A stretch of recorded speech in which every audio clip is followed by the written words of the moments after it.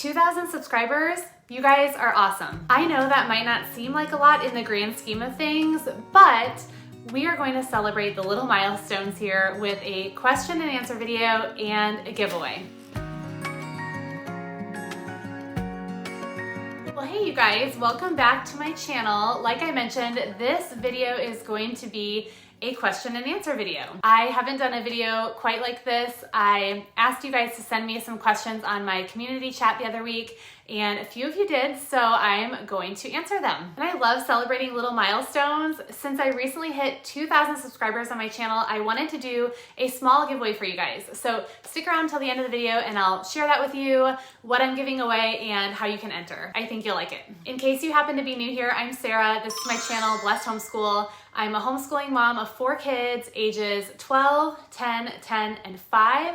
So next year I will have a 7th grader. My twins are going to be in 6th grade and my little one will be in kindergarten. Let's jump right into the questions. I've got them right here. I wasn't sure what you guys would ask or what kind of questions I would get. There were definitely a mix of things. So here we go. Question number 1, how did you begin YouTube? What would you say to someone wanting to start their own homeschool YouTube channel? I kind of joke in saying that I began YouTube kicking and screaming. I honestly did not want to do it. And sadly, it was really my own insecurities holding me back. That and the reason that I thought it was super complicated and just too much to figure out. I didn't know anything about recording videos for YouTube. I thought I needed fancy equipment. I had no clue how videos were edited. I honestly thought it was something I would never do.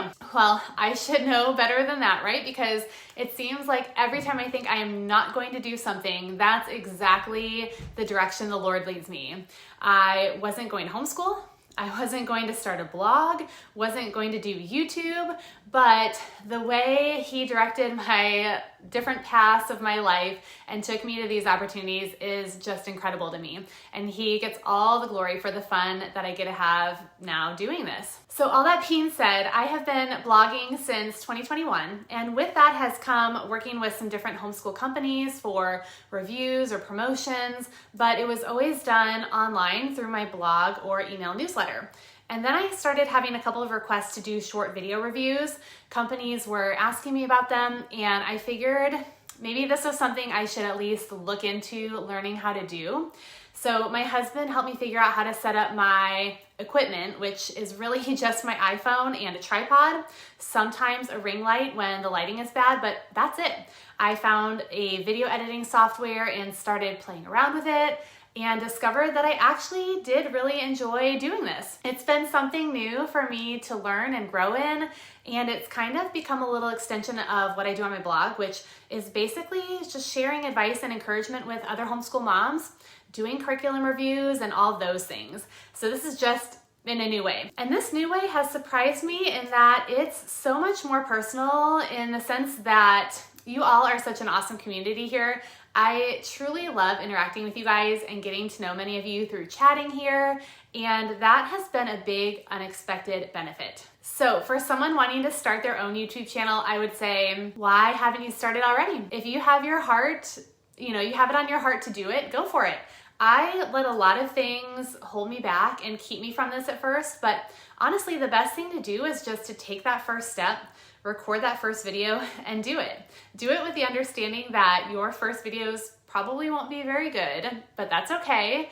They don't have to be, because probably not many people are gonna see those first videos.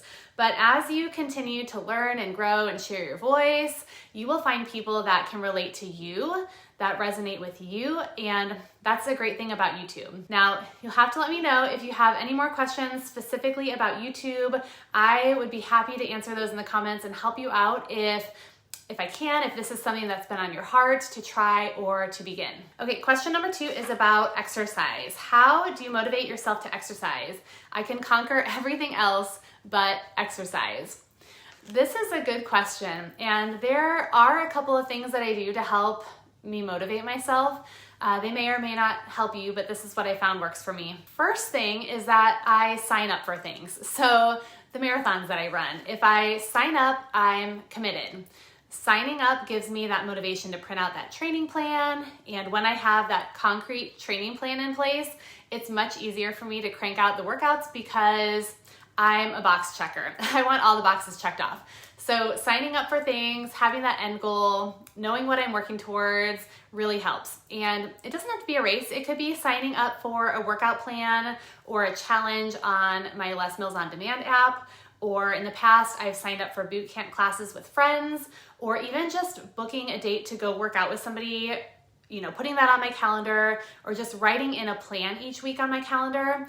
All those things are super helpful to me. The second thing I'll say is that there really is this mindset shift that you kind of have to make.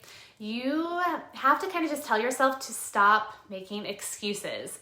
There are so many things that can take up our time during the day, but there's typically not many days that I absolutely can't fit in even 30 minutes of some sort of exercise. There's just not. So you build that consistency by just doing it, not making excuses. And I also realize that I feel so much better when I do work out, which is a great motivation. So just do it. Motivation will come and go, but it's all about doing the thing when you don't feel motivated. That'll help you build that consistency. Question number 3, what system do you use to file or organize all of your homeschool related items for paper documents, online documents, and curriculum books? So I'm not sure if this question is about storing during the homeschool year or at the end of the year. I'm going to assume end of the year. So I use file boxes to store pretty much everything. Right now, I have one for every year. So we're going into our 8th year next year, but I've got quite the collection going of boxes, and it's gonna be really hard for me to get rid of stuff one day, I think. But yeah, file boxes for all of the paper and workbooks and the things that I want to hold on to. I'll try to find a link to the boxes I use and leave it in the description, but like I said, I will typically just use 1 or 2 bins per year, and then I use hanging file folders inside for my kids' paperwork.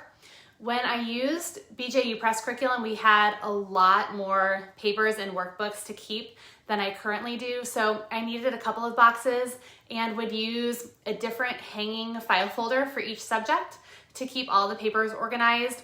It's probably overkill for stuff I'm just storing away, but oh well. This year I have a box and a hanging file folder started for each of my kids, and I've been using that to stash papers in this year that I want to keep, or papers that represent some of the good work that they've done. During the year, I use binders to store their work. For example, we have an entire binder we've been building this year with our My Father's World curriculum. So I will just put that entire binder into the storage box at the end of the year. Same with any workbooks, those will just go into our yearly box. If there are any loose papers, I will decide whether or not I want to keep them at the end of the year, and then those will go in my kids' file folders in the storage box, and then the storage box just goes in a closet or in the basement. Any curriculum books that I want to keep because I think I might use them or pass them along to a friend, those will either go on a shelf or I will put everything in another box or crate or something to store it. Otherwise, I will take things to our local homeschool library because they do consignment there. For online documents, I have a Google Drive folder set up for each of our homeschool years and a folder in there for each of my kids. So my kids each have their own Google accounts that we've set up, so it's really easy for them to share documents or projects with me that they've done online, and I can then just file those by homeschool year and by kid in the Google Drive. All right, question number 4 was about 2nd grade curriculum ideas. What are your 2nd grade curriculum ideas? When my oldest son was in 2nd grade, we used Adventures in U.S. History from My Father's World. Love that curriculum, so I absolutely recommend it. We had a lot of fun with it. His 2nd grade year was the year, I believe, we also began introducing Latin. So we used Prima Latina from Memoria Press. And I also remember that we used All About Reading and All About Spelling with him, rather than what My Father's World recommended at that time. We also were using Singapore Math back then. I liked all of it. I didn't have any major issues with any of that curriculum that we used. Now the next year, my girls were in 2nd grade, and that year was when we switched to BJU Press, and I used their complete 2nd grade curriculum for them. We used the online video lessons. There were a few reasons that I switched to this. I'm not sure I'll get into all of it now. It absolutely wasn't because of any issue we were having with what we've been using, but I love BJU Press. Looking back, I think I would have stuck with all about reading and spelling for my girls, but there was a lot that I loved about that BJU Press second grade program as well. So those are the things that I can suggest from personal experience. With my little one now, he's going into kindergarten, so we've got a couple of years until second grade comes around again. Who knows what might be on my radar at that point, so we'll see. Question number 5 was from Geraldine, my friend Geraldine from our homeschool table. You are so perceptive. This question made me smile because when I said this in a video, I knew what I meant, and then you made me realize it probably didn't come out quite right or very clearly. So I'm going to clarify. She asked, you mentioned in your kindergarten video that you taught your oldest kindergarten and that this would be your second time teaching kindergarten. Did you teach your twin daughters kindergarten or did they do something else? This is probably going to be really confusing, so I apologize in advance. Just hang with me. It's so funny because I don't really think about having taught my twin girls kindergarten because they've honestly kind of just come alongside my son and the curriculum that I chose for him in the beginning. Certainly, they went through the kindergarten age, but I never really did a formal kindergarten curriculum with them, or I never really thought of it as kindergarten. That sounds really weird, but what I mean is that, okay, I used my Father's World kindergarten, God's creation from A to Z, with my oldest son. My girls were preschool age at that time, and I didn't use a formal curriculum with them. We instead did some, we did some structured things, but they also followed along when they could with what my son was doing. So when my son moved to first grade, he moved into using my Father's World, learning God's story for first grade, and it was kind of the same thing. My girls would have been kindergarten age then, but they did a lot of this first grade curriculum with us to the best of their abilities at the time. And I also did use All About Reading with them, and we started using Singapore Math. The Singapore Math was actually a kindergarten level curriculum, so they were in kindergarten. I guess I taught kindergarten, but the lines can get kind of blurry in homeschooling, right? So to clarify, I think when I said that this would be my second time teaching kindergarten, I was thinking it would be my second time using this specific curriculum. So with my son going into kindergarten, we're using my Father's World again. And my second time feeling like we're doing a full kindergarten program. Is that more confusing than what I originally said? I don't know, but that's all I got there. All right, next question was how do you homeschool multiple children that are 5 years apart? This can definitely be tricky, but there are some things that I think make this easier for me. For one, I try to choose curriculum that's pretty open and go. So when I have to transition from one child to another or one part of the day to another, it's fairly simple. Also, my big kids are at the point that they have quite a bit of work that they're able to do on their own right now without my help. So while they're doing independent work, it gives me time to work with my 5-year-old. Having systems in place, a rhythm to our day so my kids know what to expect really helps keep things flowing and running smoothly as well. And also, just using curriculum that allows us to work together when possible is such a big help. That's one of the reasons that I love my Father's World so much is they make it very easy to bring all the kids together for much of the learning. So for example, the curriculum we're going to use for science next year is actually a curriculum that you can use for kindergarten through 6th graders. So I'm actually going to be able to teach my 5-year-old alongside his big sisters. And there are many homeschool curriculums out there that are written in ways that they can be used with multiple kids of multiple ages if that's something that would work well for you. Typically, kids are going to need their own math and language arts though. Those are usually subjects that are harder to teach together if you have different ages, but if you can combine other things, it helps a lot. Question 7 is a tricky one for me. Someone asked, how do you homeschool a deaf child, specifically teaching them how to read? I have to apologize for not getting back to you sooner on this question. Honestly, it's not something that I have expertise in or am familiar with at all. So I'm not sure that I will be the one that can give a good answer on this. I did reach out to a friend who I know does interpreting and sign language, and she also said this is a hard one to answer because it can vary greatly based on whether the child knows how to sign, read lips, or use their voice, or what kind of communication you're already doing with them.